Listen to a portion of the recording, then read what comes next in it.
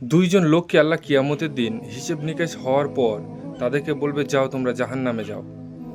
তার ভেতরে একজন লোক দৌড়ে জাহান্নামের আগুনের দিকে ছুটবে এবং অপরজন লোক হেঁটে হেঁটে আগুনের দিকে যাবে, প্লাস আল্লাহর দিকে বারবার তাকাবে।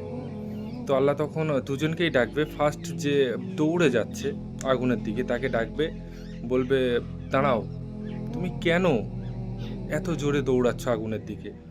তখন সে বলবে, আল্লাহ, পৃথিবীতে থাকাকালীন আমি তো তোমার কথা টোটালি শুনিনি, যার কারণে তুমি আজ জাহান্নামের আদেশ দিলে। তো পৃথিবীতে থাকাকালীন তো আমি তোমার কথা শুনতে পারলাম না, তো আজ আমি তোমার কথা শুনছি যাতে তুমি সন্তুষ্ট হও। তো পাশের জন যে যাচ্ছিল, যে বারবার তাকাচ্ছিল আল্লাহর দিকে, তাকে জিজ্ঞাসা করা হলো, তুমি আস্তে আস্তে যাচ্ছো এবং আমার দিকে কেন তাকাচ্ছ? তখন সে বলছে, হে আল্লাহ, আমি পৃথিবীতে তোমার নেককার বান্দার মুখে শুনেছি যে তুমি খুব দয়াবান।